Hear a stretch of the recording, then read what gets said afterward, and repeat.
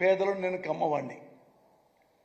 అరే ఊళ్ళలో మన కమ్మవాడు ఉన్నాడు, వీడు బాగా చదువుతున్నాడు, వీడి డబ్బులు లేవు అని వాడికి 10,000 5,000 ఇచ్చుకుంటూ ఈ మనం ఇస్తే వాడు చదువుకొని మళ్ళాగే పెద్దాడవుతాడు కదా అని వీళ్ళు డబ్బున్న కమ్మవారు డబ్బు లేని పేదవాళ్ళకి, డబ్బున్న కాపు నాయకులు రాజకీయ నాయకులు కాదు, గుంటూరులో ఉన్నారు చూడండి, మన మహానుభావుడు ఉన్నాడు గుంటూరులో, తులసి రామచంద్ర ప్రభు. అతను కొన్ని వందల కాదు వేలాది మంది కాపు కుర్రోళ్ళకి, అమ్మాయిలకి, అబ్బాయిలకి తన సొంత డబ్బులతో లక్షల్లో చదివిస్తున్నాడు. అలా మీరు డబ్బులు ఇస్తున్నారు కదా. అలాగే నేనే ఎగ్జాంపుల్. నేను ఇక్కడికి పేదవాడిని. నేను 7th క్లాస్ పెద్దకాకంలో చదివా.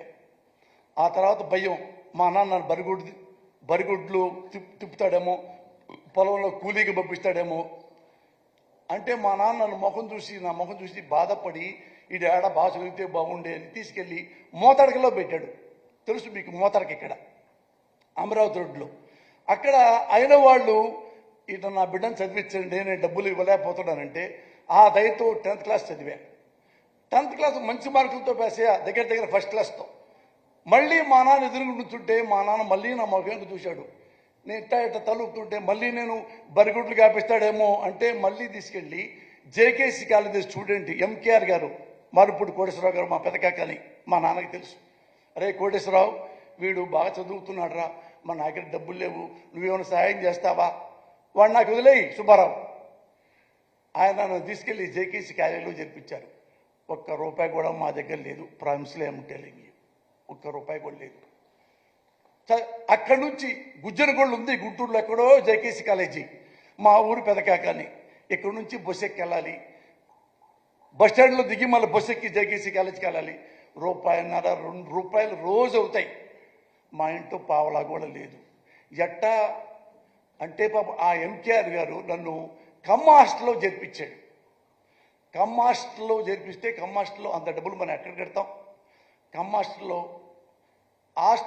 5 ఏళ్ల పాటు ఇంటరు డిగ్రీ అక్కడ హాస్టల్లో ₹1 లేకుండా గదిలో 5 ఏళ్ళు ఉన్నా.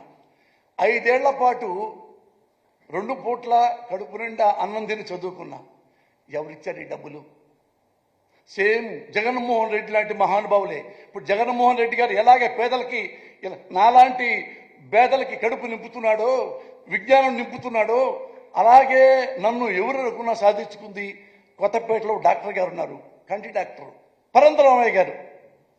వాళ్ళ అబ్బాయి నాకు తెలుసు, వాళ్ళ కజిన్ గణేష్ని ఇంటి పేరుతో ఉంటుంది. ఈ పరంతరామయ్య గారు నన్ను చూశారు. ఎవడరా కుర్రాడు, రమ్మను.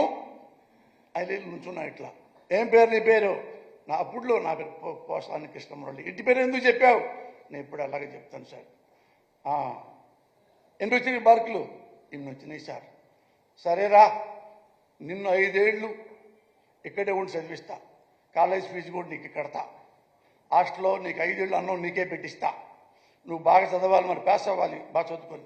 చదువుతాను సార్, వెళ్ళిపో అని భుజం తడితే 5 ఏళ్ళు ఆ మహానుభావుడు నన్ను చదివించాడు. డిగ్రీ చదివాను, తర్వాత MA చదివాను. ఇప్పుడు మీ అర్బన్ పెద్దలు మీరు అన్నట్టుగా ఆ ఇంట్లో ఆడవాళ్ళు, ఆ ఇంట్లో పెద్దవాళ్ళు, ఏమండి డాక్టర్ గారు, వాడెవడో పిల్లడు చాలామంది ఉంటారు, ఇన్ని లక్షలు ఆ పేదలకు ఇచ్చే కర్మ ఎందుకండి మీరు ఇవ్వాలి వాళ్ళకి అని ఒక మక్క ఇంట్లో ఆ ఆడపుడ్చని ఉంటే, ఈరోజు పోసాని కృష్ణమురళి గారి దగ్గర ఎడ్యుకేషన్ లేదు. ఈరోజు కూలీగా ఉండేవాడిని, ఏ హోటల్లోనో కప్పులు తీస్తూ ఉండేవాడిని. నేను కూలి పని చేశా, అందుకే మాట చెప్తున్నా, కప్పులు తీసుకుండేవాడిని, నాకేం లేదు, పూరి గుడిసా. ఇలాగా నాలాంటి పేదవాళ్ళు, నాలాంటి కమ్మవాళ్ళు, ఇంకోలాంటి కాపు కుర్రవాళ్ళు, ఎంతమంది అర్బన్లో మీరున్న డబ్బులున్న మహానుభావులు, కులాలు, ఎవరు కులం వాడైనా, కులాభిమానం ఉన్నా సరే, మాలాంటి పేదల్ని మరి ఎంత చదివించారు. నేను MA చదివా, ఈ స్థాయికి వచ్చా, ఇంత డబ్బులు సంపాదించా. అది నాకు గుర్తుంది.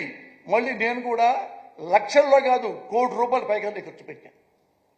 ఎంతోమంది పెళ్ళిళ్ళు చేయించా, ఎంతోమందికి నేను చదివించా, ఎంతో పేద పిల్లకి. నేను మాత్రం కులం మతం చూడలా. హైదరాబాద్లో కూర్చొని ఎంతోమందికి డజన్ల పైగా చిన్న పిల్లలకి 4 నెలలు 7 నెలలు 10 నెలలు ఇలాంటి పిల్లలకి గుండెకి హోలు పడితే స్టార్ హాస్పిటల్లోనే అందరికీ చేపించా, అందరూ బతికారు.